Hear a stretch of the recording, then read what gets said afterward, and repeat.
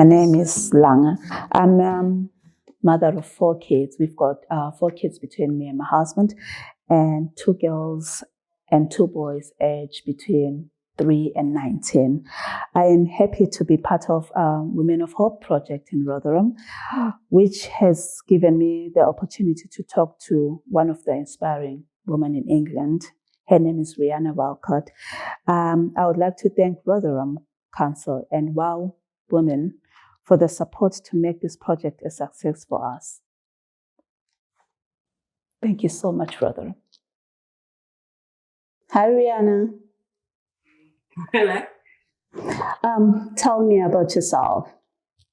So I'm 26.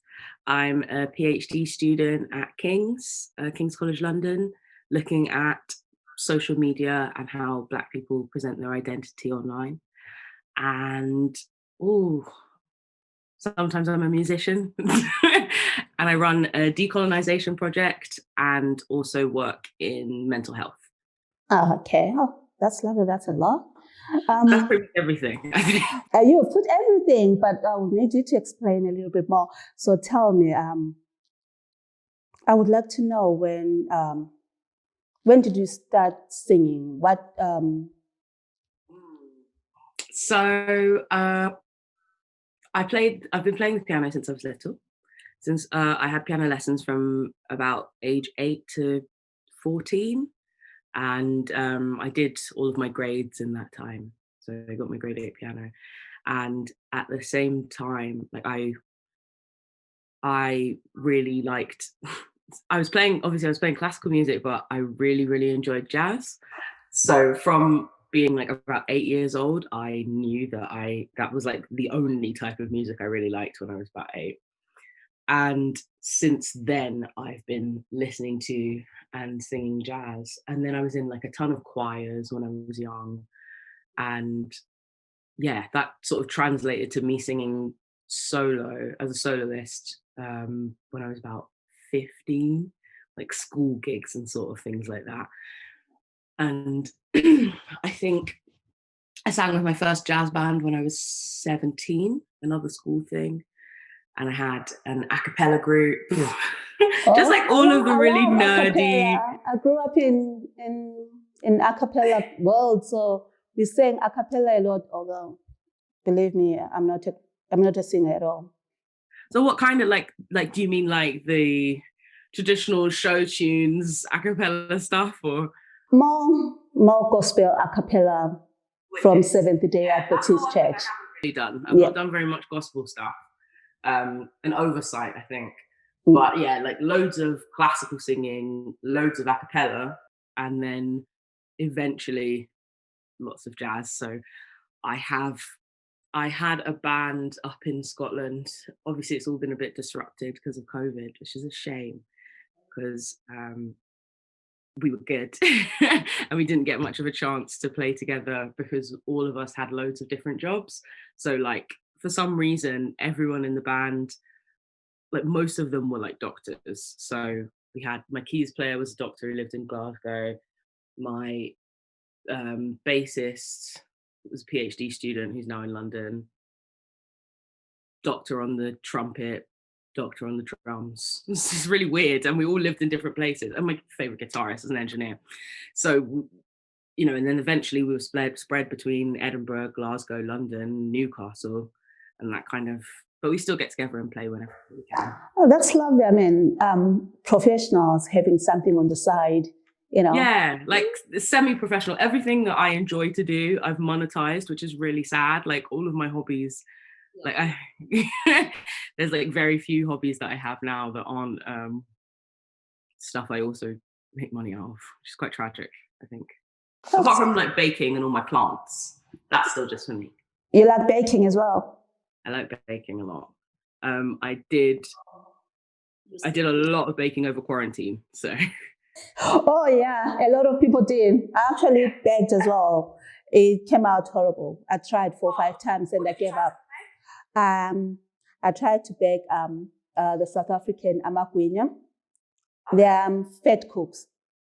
What's that again? They're fat cooks. We call them fat cooks. Okay. Yeah. What are they like? Can you There are buns mixed. It's flour mixed with yeast and sugar and salt. Then you let it. What do you call it? Rice. Rise. Yep. You let it rise and you deep fry it. Okay. But the thing is, they wouldn't rise. So I had to throw away the flour, the dough, because it wouldn't rise. So I'm horrible when it comes to baking. I can cook, but no bake. Yeah, I think you either get one or the other. Like, it seems really rare that you're able to do both. I don't usually have the patience for baking, but because we were in quarantine and there was like nothing else to do, I made loads of loaves of. I started my own sourdough. What else did I make? Like loads of focaccia. I bought 25 kilograms of flour at the start of lockdown. So you were one of the hooders. You were one of the people that were panic buying. No, I wasn't. The only reason I did it was because everyone else had done it, so there was no flour in my corner shop. I would have just gotten one bag, but instead I had to order wholesale from a mill, and they only sold it in the big bags. Yep. So I just bought one and then just steadily worked through it. I've nearly finished it, so I actually did use it. At least you didn't throw it away. Good thing. You saved food. Yeah. Yeah. There's no wastage. No, like, at least flour we don't keeps. waste food at all. I didn't do the whole like toilet roll thing. No, I didn't do the toilet roll. I wish I did though, but I didn't. So, do you have any singers that inspires you, especially that you like jazz? Definitely. So my love affair with jazz started with Ella Fitzgerald and led me to less sort of traditionally beautiful voices. So Ella can sing anything. She's got that 3-octave range and her voice was so beautiful. And like, if you want to learn a song, there's no better way to do it than to listen to Ella Fitzgerald sing it, right? But other than that, I'm a big fan of Sarah Vaughan, who I think has like one of the most like beautiful and mature voices I've ever heard. And also like people with really deep registers like Carmen McRae and Betty Carter, and people like Billie Holiday with that like lovely raspy voice, and yeah, stuff like that. Unusual people like Blossom Dearie and Rose Murphy. I'm just saying names now. Well, to be honest, you've said a lot of names and I don't even know one. So I'm going to go home and check them all. Yeah, check them all. My playlist. I've got a really good vocal jazz playlist on Spotify that I've been working on since like 2015. And it's like 10 hours long. And I have loads of friends who subscribe to it because they say it's like the perfect playlist for a dinner party. Yeah. Because it's just... Check it. I will. Oh, okay. You've performed in different places in London, Glasgow, even Los Angeles. So what do you think? How do you feel about performing around the world? Let's say in Africa, for instance. I would love to, if anyone would have me. The thing is, so me performing in some of those places was by circumstance. So the reason I got to perform in Los Angeles was because I was living there for my year abroad at university. And while I was there, I was going to UCLA and I was able to audit a few courses at the Ethnomusicology Center, which is huge. And had like, it was my first time being able to be like actually taught jazz and having like, because usually it's all like a self-taught thing, just listening to lots of singers and singing in the shower. But this was my first time actually being able to get like some formal education in it. And I got loads of really wicked opportunities while I was there. Just like made friends with loads of young jazz musicians, had a few gigs, joined another really excellent a cappella group called Random Voices, and they like compete and like perform nationally and stuff. Yeah, shout out to Random Voices. I love you. And yeah, so like I had like a really musical time while I was over there doing like a lot of performing, but that was like genuinely pure circumstance. And then other than that, if I've traveled with, so I was in the jazz band at Edinburgh University and they'd go on tour. So, you know, got to sing in like Belgium with them at like a jazz festival there. I've sung in the Edinburgh International Jazz Festival a couple of times because I used to live in Edinburgh. You know, I'm kind of downplaying it now, but a lot of it was just like really wonderful luck, being in the right place at Those the right right places. time and singing with the right people who wanted to give me a shot. Oh, that's really, really nice. We can only, most of the time we can achieve through other people, when. I've been super lucky, and especially when you live in places like when I was living in Edinburgh, because it's such a small city with such a small music scene. Like it's not even as big as like Glasgow's music scene is. It means that once you've sung with a couple people, you sort of can sing with everyone. The group of musicians all know each other really well, particularly the jazz musicians. They all just borrow from each other. And there was a long time when I didn't have like a stable band, like you just switch in and out people. And so, you get to know people really quickly like that, just depping for people and singing with. I haven't spoken about my singing in an interview ever. Oh, no, you should push on that because I think your voice is really great. Thank you so much. That's really sweet of you. Like it's such a hobby. Like it's not something that I ever thought I'd do like properly professionally, Like I make a bit of money singing, but not much. And it's just something I've always loved. Like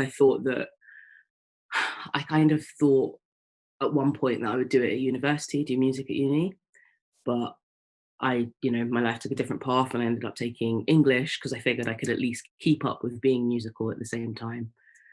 And yeah, like sort of the older I get, the sort of less likely my career as a pop star comes. You write as well. I do, yeah. Yeah, you write as well. So besides singing, you write. Write what? I write a lot of things. Like, do you mean write music? No, just normal write, yeah. writing. Yes, just yeah, I normal do both. writing. You're a writer as well, so that's another thing that actually is drawing me close to you. Want to know more about you, and for someone who's a PhD, who sings and writes, what else? I feel like today I'm going to learn more. We'll get around to it. Lots of talks, I guess. Yeah. With the writing, funnily enough, I hate writing. I hate doing it. I hate it so much, but I'm really good at it.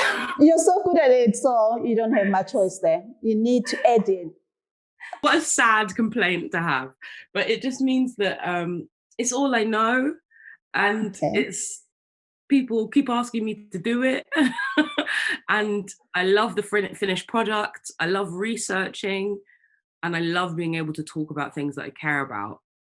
But I'm the worst writer. Like I'm the kind of person that will like not be able to start writing until like midnight, and then I'll be writing at 5 a.m, or I'll leave everything till really last minute. And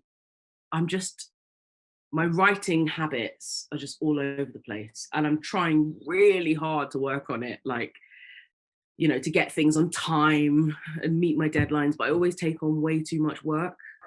Yeah, I'm just terrible at it. Is it because you're so good at it? You can do it at 3:00 in the morning and still be good, and do it at 10 while drinking tea and still be good at it? I think that's part of me. Like, I think that's my nerves, like, how some people procrastinate and leave things to the last minute so that it's not their fault if it's not very good. Do you know? Like, I think that's like I think it's a negative trait of mine. Like, it's the sort of thing where I'm being very honest, where you understand. If you leave an essay to the last minute and then it's terrible, oh, well, it's not your fault because you left it to the last minute. Yeah, I didn't have enough time to do it. Yes, I understand. I'm that person. I wait until it's last minute, and everyone's asking, "Have you done? Have you done?" I'm like, I'm doing it now, So when it's a mess, I'll be like, "Well, I don't have enough time to do it. What do you expect?" So I do understand. Okay, and you're an activist. You do a lot of things. You talk about Black mental health in BAME. And so tell me a little bit more about it. So I think it's one of those things where calling yourself an activist is a tricky thing, right? But I think I'm sort of making my peace with it now. I think that I I don't think anyone would challenge me if I said I was an activist, because sometimes it's really embarrassing to say that you're an activist and someone's like, "Are you?" But everything I do, literally all of the work I do, everything I care about is pretty much about like Black people, honestly, and particularly about Black women, non-binary people, and I just it's what I'm interested in. It's stuff that matters in terms of my own personal life and experiences. And I think that I'm in a good position to be able to write honestly and fairly about what we experience. And I think not just the writing, but I have a lot of patience, kind of.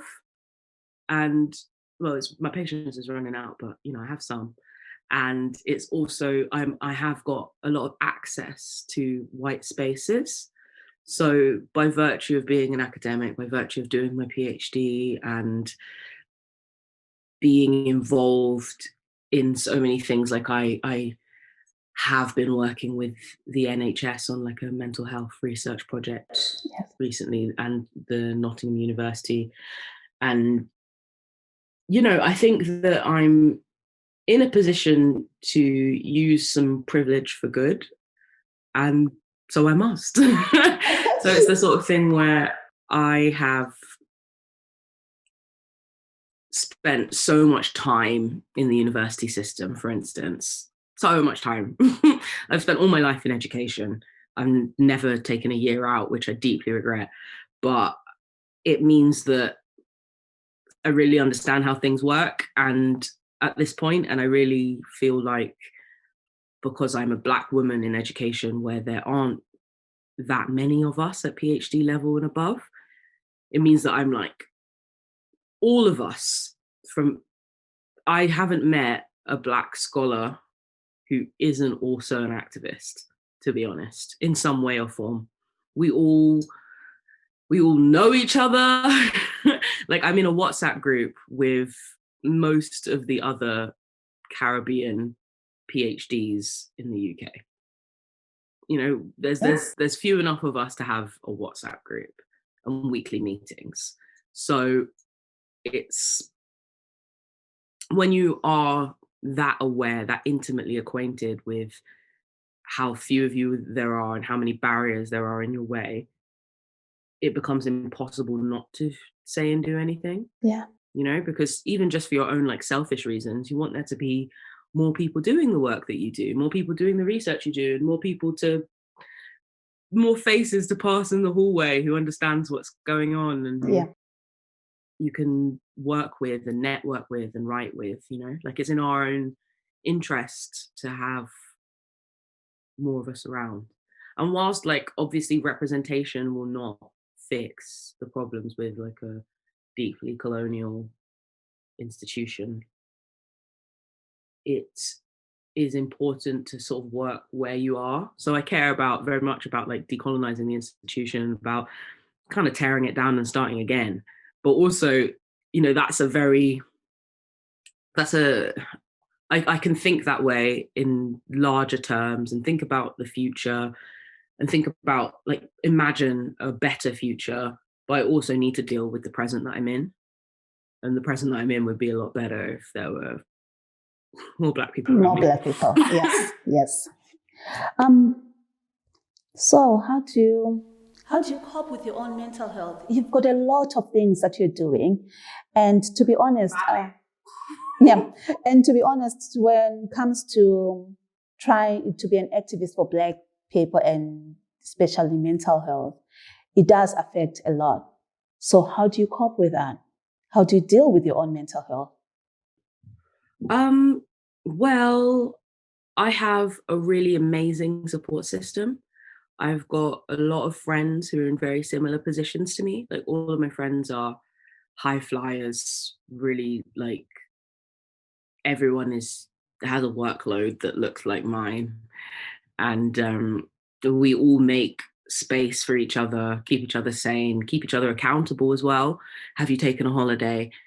You know, Yeah. when are you going to stop working for the night? I credit a lot of that to my flatmate Paula Akpan. Like, we went to school together, and you know, you may have heard of her, a little micro celebrity. So it's we both are working in this quite small space during this pandemic, and I think we've been definitely keeping each other sane, and like being able to bounce things off each other. Like, do you think this is fair? Do you think this is like the way that I should have been treated in this situation? Do you think that, and encouraging each other to take time off? Like, we watch a lot of bad telly together, and, all of that sort of thing. Do skincare together and stuff when we remember. So I've got a really excellent support network. Like, a lot of credit for that also goes to my boyfriend, Tom. He is wonderful at getting me to take some time off. And, we also talk a lot about, it's nice to have space that isn't just talking about the work I do and things like that, but also we're all Black people. So, you don't really avoid talking about the issues that we're going through and race and stuff. So it can all be quite heavy in general. That's the real problem with working in an area that is so intertwined with your own life and personal experience. But yeah, like I've got a lot of people supporting me, my sister, my friends, my partner. And then also I go to therapy. That's good. That's good. And it's very few actually to hear a Black person saying, I go for therapy. It's like it's a stigma, going for therapy. Oh, that's not good. That's not good. Don't you have enough friends to talk to? About, like, I think it's so important to normalize therapy and to normalize, like, if you need to take antidepressants, I take antidepressants too. And like, I'm definitely not embarrassed about telling people that, because they've made me feel like myself again. Do you know what I mean? Like, I have a tendency to burrow and become an unproductive human member of society, like kind of not leaving my room for a week vibes. And this, I think that my support network plus my medication plus my therapist is what keeps me on an even keel. Like, I would be far, far less happy and fulfilled without all three of those things. And I think it's important that we're honest about that, in case there's someone else who would vastly benefit from. I think everyone would benefit from therapy. I think it should be as compulsive as going to the it should be compulsory as going to the dentist. Like, true. Why not? I understand, and definitely included. Yeah, I understand. I know, because a lot of Black women, when they're going through so much, like, you need to talk to someone, they'll be like, no, it's a form of weakness. Yeah. I don't know why they treat it as a form of weakness, because talking to someone, actually, it's like half problem or half whatever you're feeling. Half of it, you've left it there. You go as a different person outside, and start new problems anyway. But you've talked about those other problems, and they're gone and dusted. New problem starts. Having someone separate to the situation to be able to, like, and also I think it's really important to mention that I go to a Black woman therapist. And that has always been really important to me, because I've had some terrible experiences with white women therapists, honestly. But, I think having someone who has an experience that mirrors yours, or even if it doesn't mirror your experience exactly, it's really important that you have someone that you don't have to explain the basics to. Like, I'm not having to like, there's so many times in my life and my work that all Black people have to justify their experiences, prove that racism is happening, and prove how hard it is for us. But when you're speaking to a Black woman therapist, she already knows. She knows what it looks like. She knows what it feels like. And she knows exactly how detrimental it can be. So you've already cut out a step of explaining. You just have to say, oh, this happened to me, and that's really important, I think. So yes, could not recommend that highly enough. But yes, I understand that. I mean, even telling my, parents and closer family that that was something I was doing, it's something that they don't necessarily understand still, though they're working on it. Like, I think having like a daughter that's like an advocate and that has written so many articles and like publications about it, kind of thing, kind of means that eventually you have to stop and take it seriously. They must be proud. They must be proud. They might think, okay, why are you going to the therapy and all? You can talk to me. You can talk to us. But they are proud, that at least you're getting some help somewhere, than just not talking. That thing where you just said you should talk to me. Like, that's definitely something they've said. But I think they're getting it slowly but surely. And I think they probably can see how much happier and like sort of well-adjusted I am. I hope. I think I'm happy and well-adjusted. So hopefully they'll see that. And then I would love it if, I think everyone, like, I think it would be really, like, my ultimate goal is for them to at least try it. Yeah. Yeah.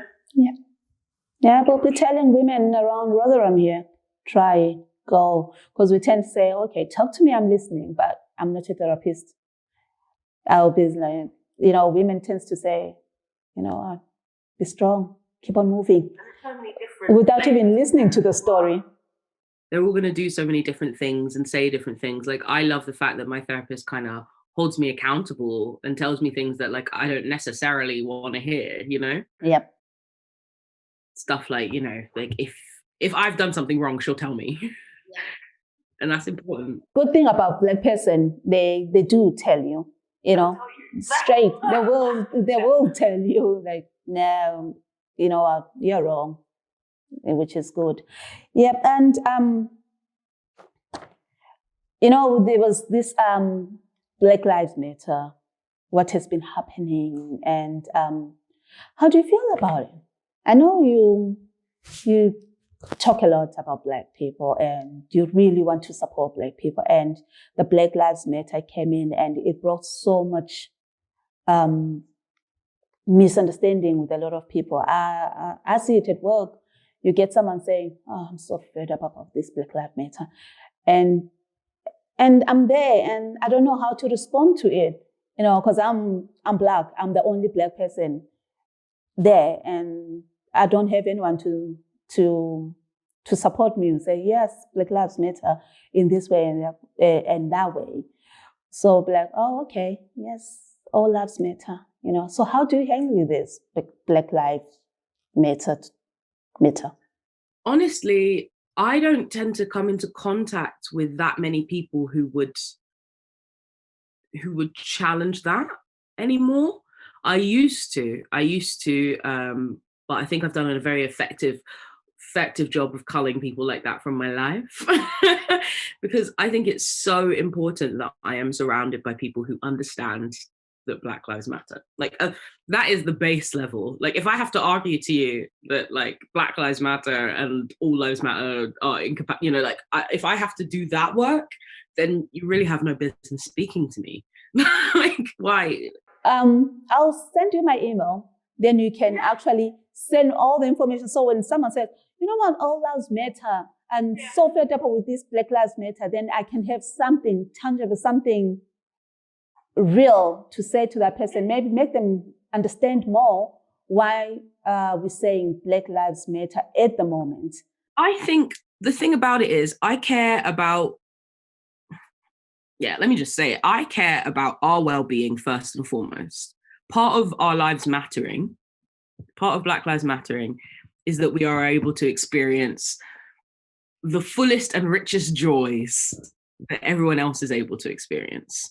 You are not experiencing full and rich joy if you're having to explain to someone that your life matters, right? That's not your job. Someone else is doing that job. Like, if this is happening in your workplace, you're not being paid to do that. So for me, what I'm, like, explaining to this random white person who I don't really care about and who doesn't really care about me and isn't going to have any real impact on my life. At the end, on my deathbed, am I going to be grateful that I made that one white person see? No, I'm not. It's not going to matter. So I much prefer to talk to people about race and things like this, to people who want to hear it, to talk to people who want to learn something, not to fight with people. I spent a lot of time fighting. I used to be one of them, the kind of person who find themselves in the comments of an article, how dare you say this, proper keyboard warrior, Yeah. And then eventually I had to just cut that behavior loose because it wasn't good for me. It wasn't healthy for me. No. I care about your health and your well-being, right? If someone's talking to you these kinds of things, like, oh, I just think, why, you just need to ask them, why have you come to me to explain this to you? Why do you think it's appropriate for me to explain this to you? Couldn't you have this conversation with like this white man over there? Like, like that's the time for an ally to take over. You don't need to be doing that work. You've got bigger and more important things to worry about, like your survival and your joy. That's what you need to be focusing on, not to be focusing on like how to get this man to understand that you're worthy of living. Who cares? Who cares? That's someone else's job. Send him to HR. You know what I mean? If your company wants you to explain people like this, if this is happening on your work time or whatever, then maybe it's time for the diversity and an inclusion part of your company to pay you to deliver a workshop to let them all know, if you're so inclined. But it's not for you to just chat to this man over the water cooler about how your life has value. Sorry, I get very upset about this. I'm not doing it anymore. I'm not doing it. Good. That shows that you're so passionate about your work and your beliefs. It just shows I put up with a lot of nonsense. I like it very well. Oh, you're studying your education. It sounds posh to me, It sounds posh. Yeah, yeah, PhD. Hey, how many Black people got PhD? Yeah. So more than you'd expect. But the worst part is like how many Black people have PhDs and then get employed afterwards. That's the problem. That's the problem. So would you like to tell me more? I know you've said a few things. But no, of course. Do you want to know about what I'm studying? Because I think it's really interesting. Yep, I want to know what you're studying. So, as with everything else, I am fascinated by us, by Black people and what we do. So that's kind of, again, where my research lies. So I started out with an English Lit background. My undergraduate and my master's were both at Edinburgh University, and they're both in English Lit. And my master's, I wrote about Windrush, I wrote about Caribbean Black British writers, and I wrote about how Black people in London, in particular, in these books, the 4 books I chose to look at, how they looked at each other, and more importantly, how they looked at white people.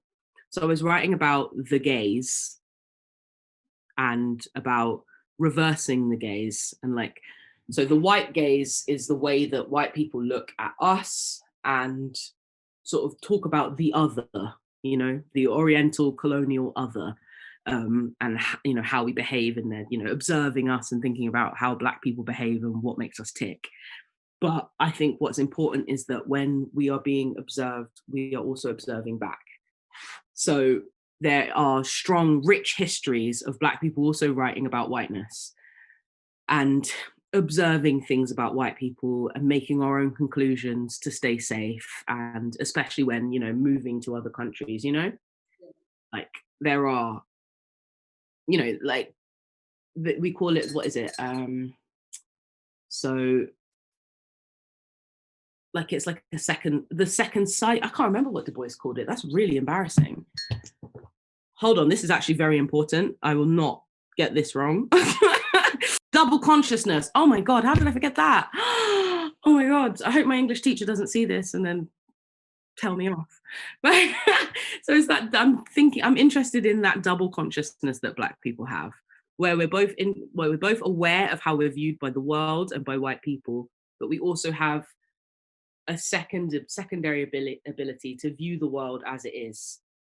Do you know what I mean? Like, white people might see the world one way, whereas Black people will see the world, white people see it, but also in a different way. See how we're observed, how we exist in it as well. So that double consciousness, that second sight, that oppositional gaze is what I'm interested in.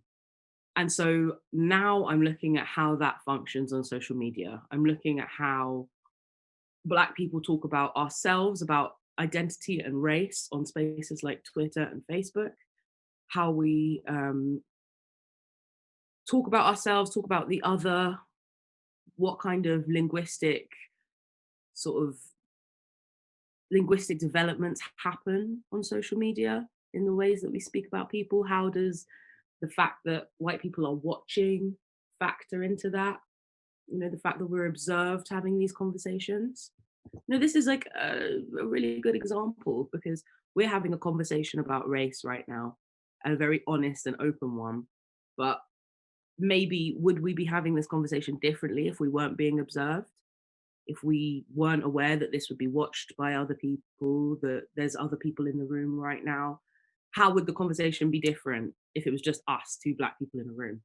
So I'm interested in how those conversations happen when you're not being observed versus how they happen when you are being observed. So that's it in a nutshell. Sorry, it was a really long explanation, but that's kind of what I'm interested in. I understand it's we can have a totally different conversation the way we speak if there's no one watching or listening to us. But then a conversation changes and the way we speak it changes when we are being watched.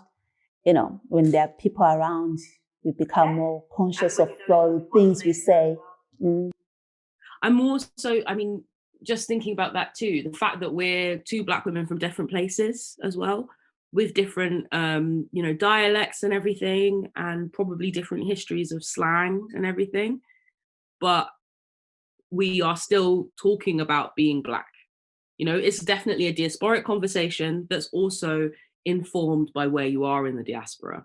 Yeah. So I wouldn't presume that the same conversations are happening in Anglophone social media spaces as they are in like non-Anglophone spaces. And I wouldn't presume that we're having the exact same conversation that like myself, I'm West Indian by descent, I'm Jamaican and Bajan, but I certainly wouldn't presume that they would be having a similar conversation over in Jamaica and Barbados that I'm having. Like, no, there's obviously huge variance in what we're talking about, but there is something tying us together in that conversation. And that something often comes across on social media where there's like this sort of slowly like homogenous way of speaking and thinking and talking about issues that still has its variance, but there's some sort of thread, and I'm really interested in that thread.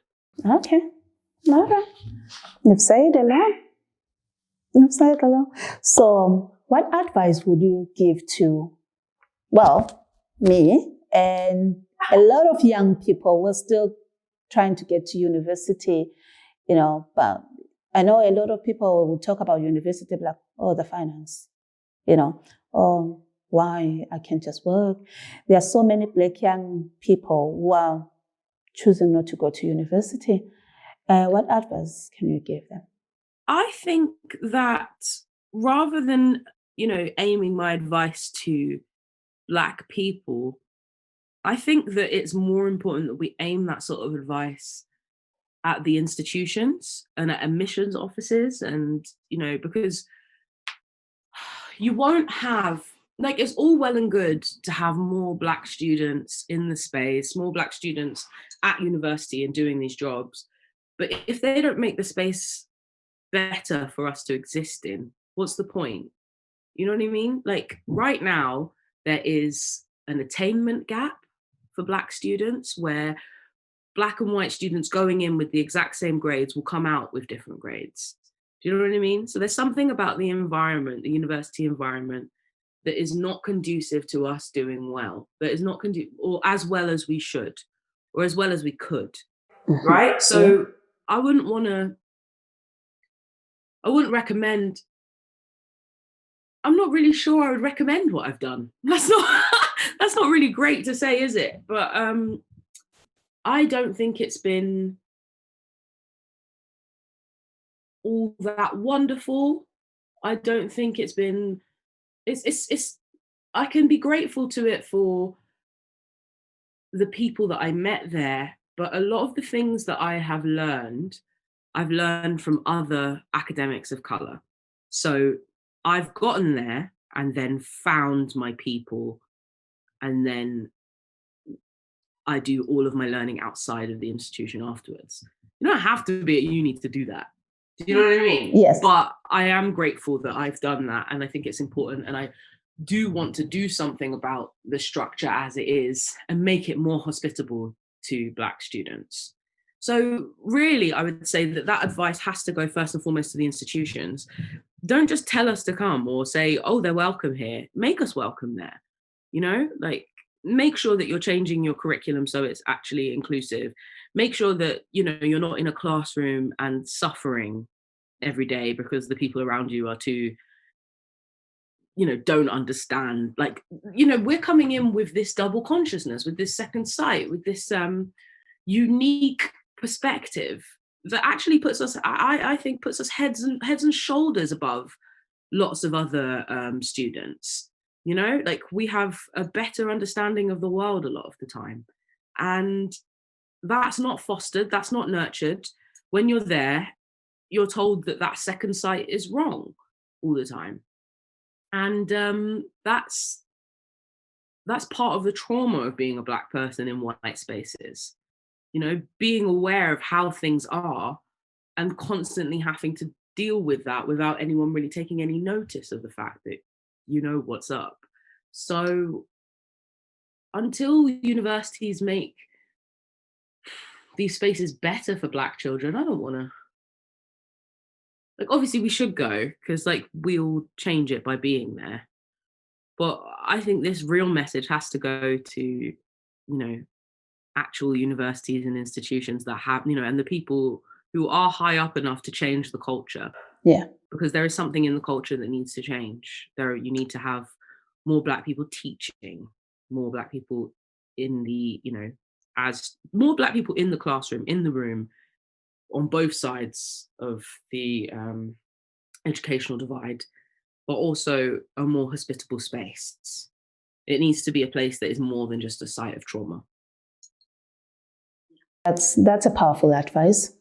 That's really good. And thank you so much. Thank you so much for actually taking your time to, well, listen to me asking you all these questions.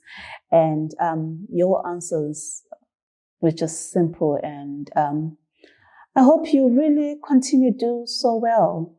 And I'll tell you about myself. I don't want you to go like, oh, some woman interviewed me and just left me hanging.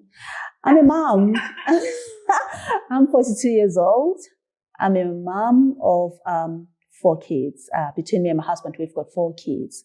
And my oldest, 4 kids, the oldest ones are 19, 2 of them. And the youngest is 3. So it's a big gap, and it was lovely. And I'm so thankful to Rotherham Council and the WOW women for giving us this opportunity, you know. And I really, really hope you continue doing what you do. Don't lose the sight of what you're doing. Okay. Yeah. I hope so. If I don't burn out too fast, I will. Yeah. No, never. Good luck. And it was really lovely to meet you. You're starting a new course, right? Yes, yourself. in mental health nursing. With kids and everything, you keep on putting it aside and like, I'll do it. But then I already work with young people with autism, and mental health, it's always been something that I love. Mental health is something that I've always loved doing, and I've always wanted to be a nurse.